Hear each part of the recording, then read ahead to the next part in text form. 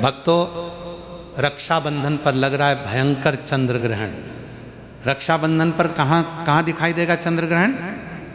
ग्रहण अथवा सूतक के बीच राखी कब बांधनी चाहिए? वर्ष 2026 में रक्षाबंधन किस तारीख को मनाया जाएगा और राखी बांधने का सबसे शुभ मुहूर्त क्या रहेगा? राहु काल कब से कब तक रहेगा? आइए जानते हैं इससे जुड़ी हर छोटी बड़ी जानकारी। भक्तों, मेरी माताओं, मेरे भाइयों और मेरी बहनों, आज के इस विशेष वीडियो में हम रक्षाबंधन 2026 की तिथि, पूर्णिमा, भद्रा, चंद्र ग्रहण, सूतक, राहु काल और राखी बांधने की उचित विधि के विषय में विस्तार से चर्चा करेंगे। इसलिए इस जानकारी को ध्यानपूर्वक सुनिए और वीडियो को बीच में छोड़े बिना अंत तक अवश्य। आज हम केवल रक्षाबंधन की तारीख और मुहूर्त ही नहीं जानेंगे, बल्कि ये भी समझेंगे कि भद्रा में रक्षा सूत्र क्यों नहीं बांधा जाता, ग्रहण दिखाई न देने पर सूतक के नियम लागू होते हैं या नहीं, राखी बांधते समय भाई और बहन को किस दिशा में बैठना चाहिए, पूजा की थाली में कौन कौन सी सामग्री रखनी चाहिए और कौन सी छोटी भूल इस पवित्र अनुष्ठान की मर्यादा को प्रभावित कर सकती है। इसके साथ ही भगवान श्री कृष्ण और द्रौपदी के पवित्र संबंध की कथा, यमराज और माता यमुना की कथा तथा दूर रहने वाले भाई बहनों के लिए विशेष पूजा विधि भी बताई जाएगी। अंत में एक सरल धार्मिक उपाय बताया जाएगा जिसे भाई की सुख समृद्धि और मंगल की कामना से किया जा सकता है। भक्तों, रक्षाबंधन का त्योहार हर वर्ष श्रावण मास की शुक्ल पक्ष की पूर्णिमा तिथि पर मनाया जाता है। ये केवल कलाई पर एक सुंदर धागा बांधने का अवसर नहीं है, बल्कि भाई और बहन के बीच प्रेम, विश्वास, सुरक्षा, सम्मान तथा आजीवन साथ निभाने के संकल्प का पर्व है। बहन अपने भाई की कलाई पर रक्षा सूत्र बांधकर उसके आरोग्य, दीर्घायु और उन्नति की प्रार्थना करती है। वहीं भाई अपनी बहन के मान सम्मान और सुख दुख में उसके साथ खड़े रहने का वचन देता है। यही कारण है कि सनातन परंपरा में राखी के धागे को साधारण धागा न मानकर आशीर्वाद और रक्षा के प्रतीक के रूप में देखा जाता है। वर्ष 2026 में श्रावण पूर्णिमा तिथि 27 अगस्त की सुबह लगभग 9:09 पर आरंभ होगी और 28 अगस्त की सुबह लगभग 9:48 तक रहेगी। उदया तिथि और प्रचलित पंचांगों के अनुसार रक्षाबंधन का पर्व शुक्रवार 28 अगस्त 2026 को मनाया जाएगा। हालांकि मुहूर्त और तिथि के समय में स्थान के अनुसार कुछ मिनटों का अंतर हो सकता है, इसलिए मेरी माताओं और मेरी बहनों, अपने नगर के स्थानीय पंचांग अथवा किसी योग्य विद्वान से समय का मिलान अवश्य कर लेना। धार्मिक पर्वों में स्थान के अनुसार सूर्योदय बदलने से मुहूर्त में थोड़ा परिवर्तन होना स्वाभाविक है। अब आपके मन में प्रश्न उठ रहा होगा कि जब पूर्णिमा तिथि 27 अगस्त को ही आरंभ हो जाएगी, तब रक्षाबंधन 28 अगस्त को क्यों मनाया जाएगा? इसका संबंध भद्रा और उदया तिथि के नियम से बताया जाता है। धार्मिक परंपरा के अनुसार राखी बांधने के लिए भद्रा रहित समय को प्राथमिकता दी जाती है। भद्रा के विषय में समाज में अनेक प्रकार की मान्यताएं प्रचलित हैं, लेकिन हमें भयभीत होने के स्थान पर पंचांग देखकर उचित समय चुनना चाहिए। धर्म का उद्देश्य मनुष्य को डराना नहीं, बल्कि उसे अनुशासन, विवेक और शुभ संकल्प के साथ कर्म करना सिखाना है। पौराणिक मान्यताओं में भद्रा को सूर्यदेव और माता छाया की पुत्री तथा शनिदेव की बहन कहा गया है। उनके स्वभाव को तेज और उग्र बताया जाता है। इसी कारण विवाह, गृह प्रवेश, रक्षा सूत्र बंधन और कुछ अन्य मांगलिक कार्यों के लिए भद्रा रहित समय चुनने की परंपरा बनी। कहीं कहीं रावण और उसकी बहन से जुड़ी एक लोक कथा भी सुनाई जाती है कि भद्रा के दौरान बांधा गया रक्षा सूत्र शुभ फल प्रदान नहीं कर सका। परंतु भक्तों, इसे प्रमाणित ऐतिहासिक घटना के बजाय परंपरा में प्रचलित कथा के रूप में ही समझना उचित है। ऐसी कथाओं का मूल संदेश यही है कि शुभ कार्य करते समय सही तिथि, श्रद्धा, संयम और मर्यादा का ध्यान रखा जाए। इस बार 27 अगस्त को भद्रा रहने के कारण अनेक पंचांग 28 अगस्त की सुबह राखी बांधना अधिक उचित मानते हैं। 28 अगस्त को सूर्योदय के बाद भद्रा का व्यवधान नहीं रहेगा और पूर्णिमा तिथि सुबह लगभग 9:48 तक उपस्थित रहेगी। इसलिए प्रातःकाल स्नान और पूजा के बाद इस अवधि में रक्षा सूत्र बांधना विशेष शुभ माना जा रहा है। यदि किसी परिवार में कुल पुरोहित या पारिवारिक पंचांग के अनुसार अलग समय बताया गया हो, तो अपनी परंपरा का सम्मान करते हुए उसी के अनुसार अनुष्ठान किया जा सकता है।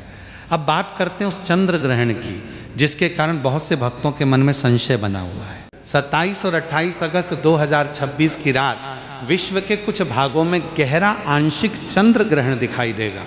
यह ग्रहण मुख्य रूप से उत्तर और दक्षिण अमेरिका तथा यूरोप और अफ्रीका के कुछ क्षेत्रों से दिखाई देने की संभावना है।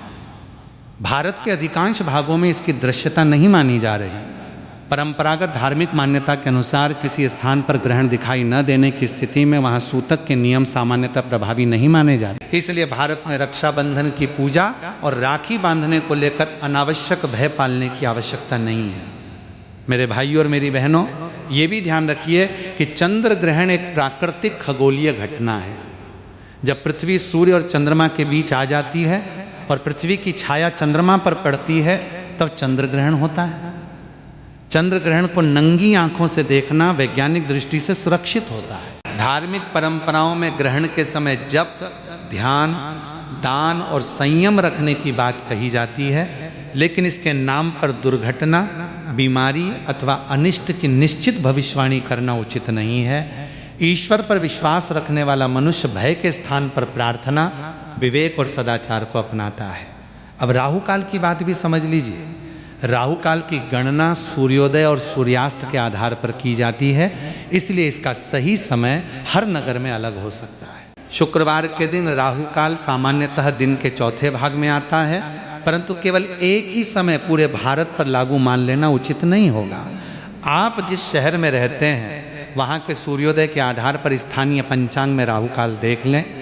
यथासंभव रक्षा सूत्र भद्रा और राहु काल से अलग शुभ अवधि में बांधना पारंपरिक दृष्टि से श्रेष्ठ माना जाता है। यदि किसी मजबूरी के कारण निर्धारित मुहूर्त में राखी न बांध पाएं तो घबराएं नहीं। भगवान का स्मरण करके परिवार की परंपरा के अनुसार उचित समय में प्रेम और श्रद्धा से अनुष्ठान करें। भक्तों, किसी अशुभ अवधि में अनजाने से राखी बंध जाने पर यह मान लेना कि भाई के साथ निश्चित रूप से दुर्घटना होगी, बीमारी आएगी, व्यापार नष्ट होगा अथवा भाई बहन का संबंध टूट जाएगा, ऐसा भय मन में बिल्कुल न रखें। कोई भी धागा प्रेम, आशीर्वाद और सद्भावना से बांधा गया हो तो उसका उद्देश्य अनिष्ट करना नहीं हो सकता। मुहूर्त हमारे अनुशासन और आस्था का हिस्सा है, लेकिन ईश्वर की कृपा केवल घड़ी की सुइयों में सीमित नहीं होती। यदि अनजाने में समय की भूल हो जाए तो भगवान गणेश अपने इष्ट देव और कुल देवता का स्मरण करके क्षमा मांगें, दीपक जलाएं और यथाशक्ति किसी जरूरतमंद को भोजन अथवा वस्त्र दान कर दें। वर्ष 2026 में राखी बांधने के लिए 28 अगस्त की सुबह सूर्योदय के बाद से पूर्णिमा तिथि समाप्त होने तक का समय प्रमुख माना जा रहा है। अलग अलग स्थानों पर सूर्योदय का समय अलग होगा, जबकि पूर्णिमा तिथि लगभग 9:48 तक बताई गई है।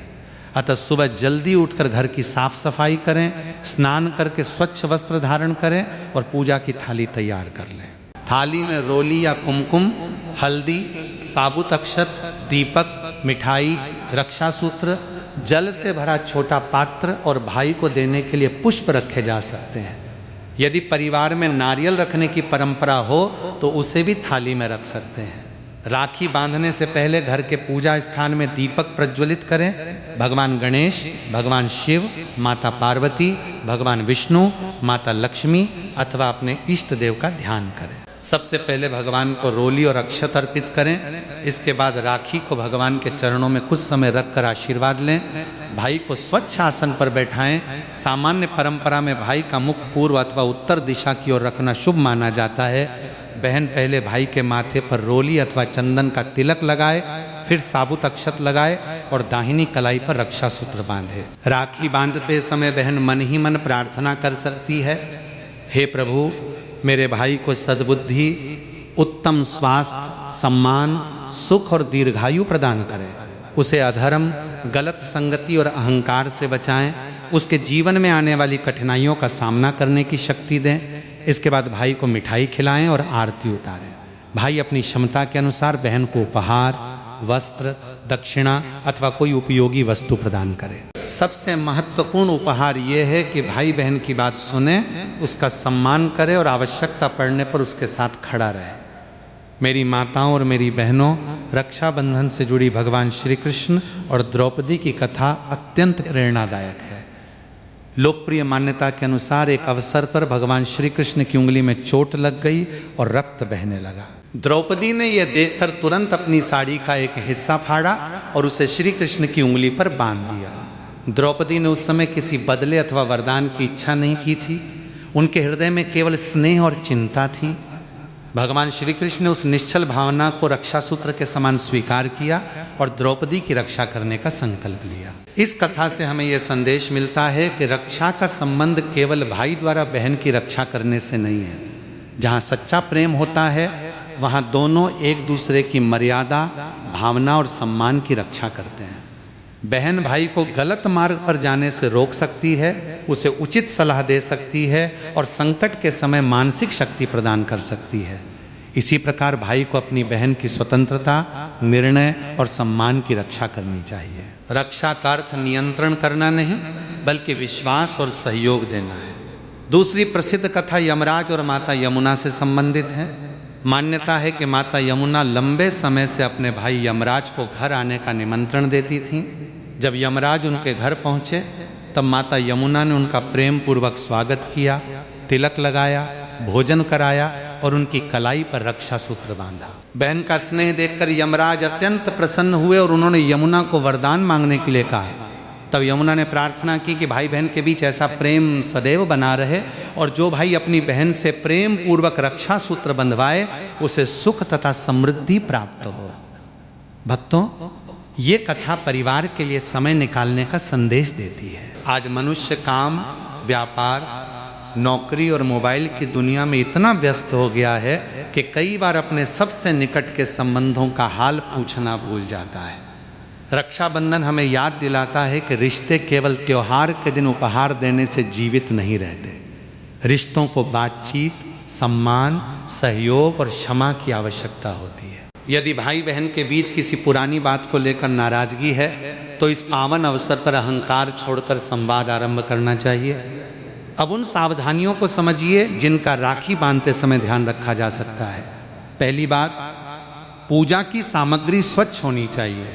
तिलक के लिए शुद्ध रोली, कुमकुम अथवा चंदन का उपयोग करें। अक्षत के लिए साबुत और साफ चावल रखें। खंडित अथवा गंदे चावल पूजा में रखने से बचें, क्योंकि अक्षत पूर्णता और अखंड मंगल का प्रतीक माना जाता है। यदि चावल उपलब्ध न हो तो केवल चंदन या कुमकुम से भी श्रद्धा पूर्वक तिलक किया जा सकता है। दूसरी बात, राखी बांधते समय भाई और बहन दोनों का मन शांत होना चाहिए। पूजा के समय क्रोध करना, कटु वचन बोलना, पुराने विवाद छेड़ना अथवा केवल दिखावे के लिए अनुष्ठान करना पर्व की भावना के विपरीत है। राखी कितनी महंगी है, इसका कोई विशेष महत्व नहीं है। साधारण कलावा अथवा सूती धागा भी पूर्ण श्रद्धा से बांधा जाए तो वो बहुमूल्य है। वहीं बहुत महंगी राखी भी प्रेम और सम्मान के बिना केवल सजावट बनकर रह जाती है। तीसरी बात, भाई की दाहिनी कलाई पर राखी बांधने की परंपरा प्रचलित है। रक्षा सूत्र बहुत अधिक कस कर न बांधें जिससे कलाई में दर्द अथवा रक्त संचार में परेशानी हो। छोटे बच्चों की राखी में नुकीले, भारी या आसानी से टूटकर मुंह में जाने वाले सजावटी सामान न हो। यदि भाई को किसी धातु, रंग अथवा कृत्रिम पदार्थ से एलर्जी हो तो सूती या रेशमी धागे से बनी हल्की राखी चुनें। धर्म के साथ स्वास्थ्य और सुविधा का ध्यान रखना भी आवश्यक है। चौथी बात, दिशा का ध्यान रखा जा सकता है।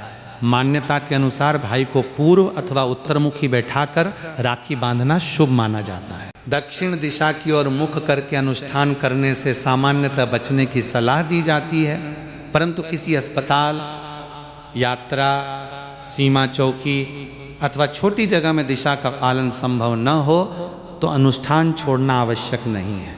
ऐसी स्थिति में ईश्वर का स्मरण करके प्रेम पूर्वक राखी बांधें। भावना प्रधान है और व्यवस्था उसके बाद आती है। पांचवी बात, उपहार का चयन सोच समझ कर करें। बहन को ऐसी वस्तु दें जो उसके लिए उपयोगी हो और जिसे वो प्रसन्नता से स्वीकार करे। केवल परंपरा निभाने के लिए अनावश्यक खर्च या कर्ज लेना उचित नहीं है।